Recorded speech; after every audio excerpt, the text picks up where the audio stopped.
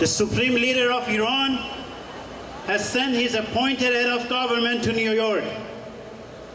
His mission is, once again, to convince the people of New York and the world that there was no Holocaust in Iran. No one was put in jail because of their political views. No one has been tortured. No one has been executed for their struggle for freedom. And no one has been sentenced to be stoned. His record is nothing but masterpiece of lies and deceit. We are here to say that we see your bloody hand. You cannot hide it. You are responsible for torturing and murdering of innocent Iranians. We are here to show the world that Ahmadinejad is a coward appointed president who cannot be trusted, and the wish of the Iranian people is to see him out of office and to see him brought to justice.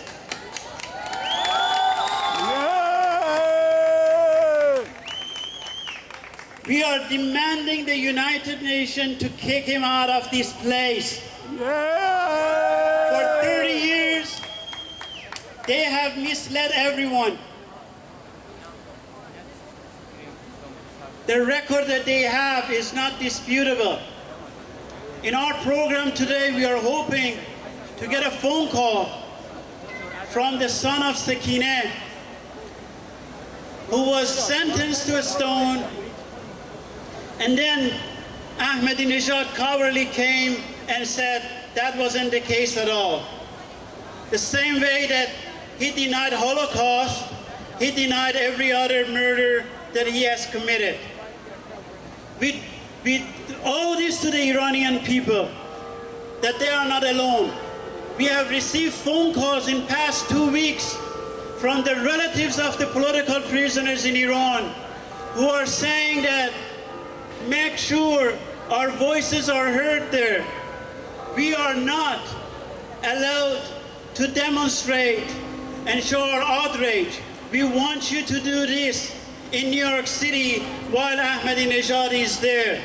Free all political prisoners in Iran. Free all political prisoners in Iran. Free all political prisoners in Iran. Free all political prisoners in Iran. We have a group of speakers from different cities of the United States who are going to come to a stage. We have a music later on, and we are hoping that we can get testimonials from the political prisoners in our program today. So hang around, come to the area in front of the stage and show the world that we are standing with the Iranian people, and we are not going to stop our struggle till we see the end of Islamic Republic in Iran.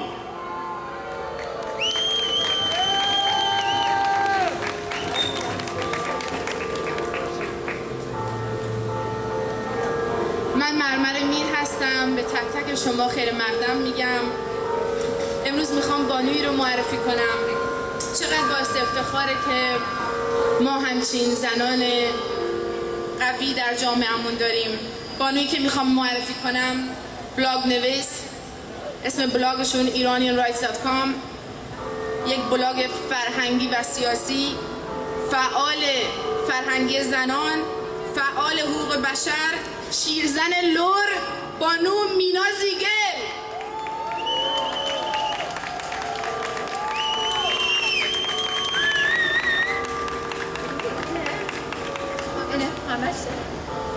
Okay. Well, we have the church music on the background. That's better. After listening to the various talks given by the people who introduced the Mujahideen and support them, I'm afraid that I don't have that much wonderful news to give you. They congratulate each other. Their name was among the terrorist name and was removed, and they were very happy, and you know they have this big Sandys party. We don't have any of them. In fact, I hate to say that I have lots of bad news. Many of you have heard it. Individual people that they got arrested, individual people that they got, very heavy sentences for the crimes that we don't even know what it is. But there are few things happen in last several months in Iran that we were so busy with just attending the details and attending the individual problems that we sort of missed them.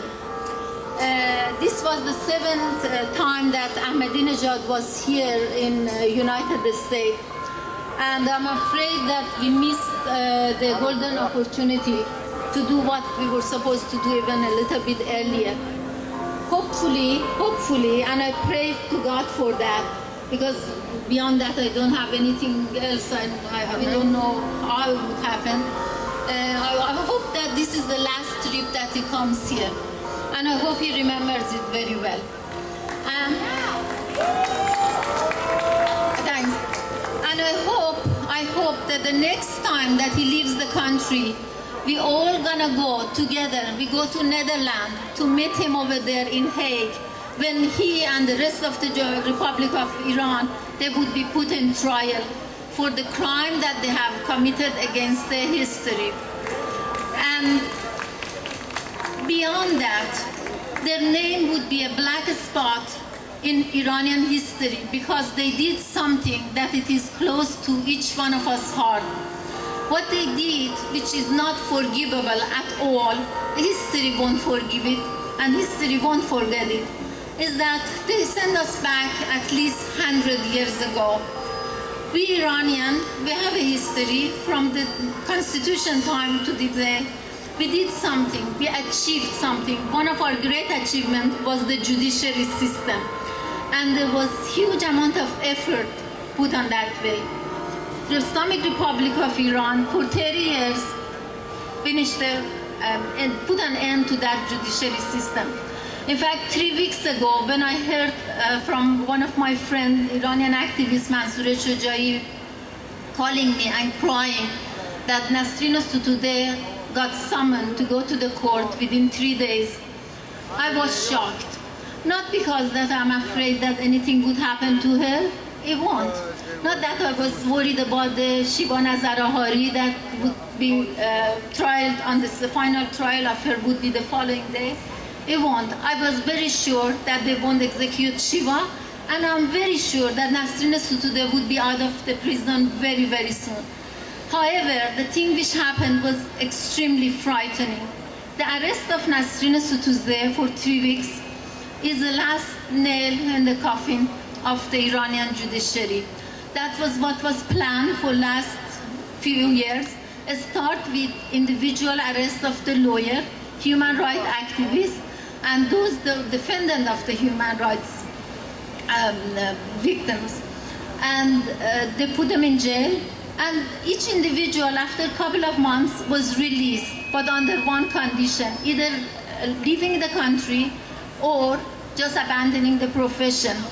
Look at this, what happened. Shirin Ebadi is in Europe, can't go back to the country. Daad Khah was after 6 months, was released but is not practicing.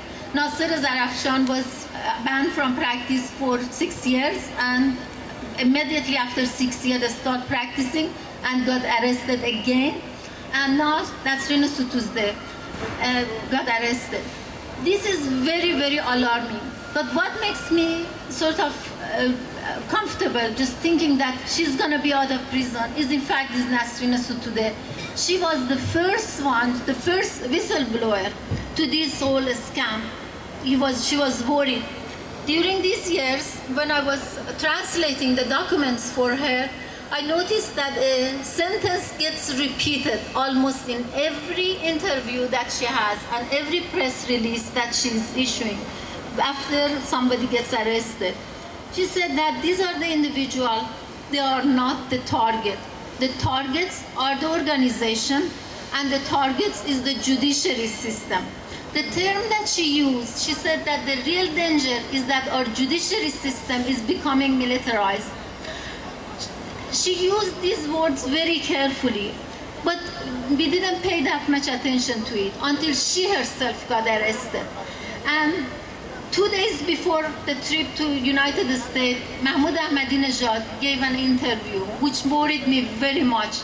In that interview, she said that we don't need, in answer to the question that about the parliament, he said that we don't believe in the separation of the power in our country. This is a Western idea and we don't need it. What we did, we are united. In Islamic Republic, we don't need to be separate from each other. Listening to that, I was really frightened for the one reason. It seems that they did what they wanted to do with the judiciary.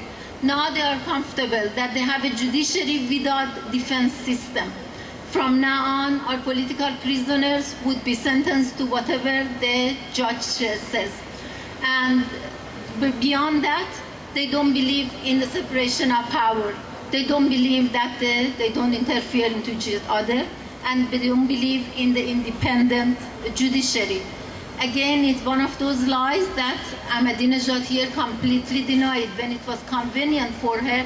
In the case of Sakineh, he said that to the interviews, to both interviews, that yes, we have the separation of power, that is the judiciary.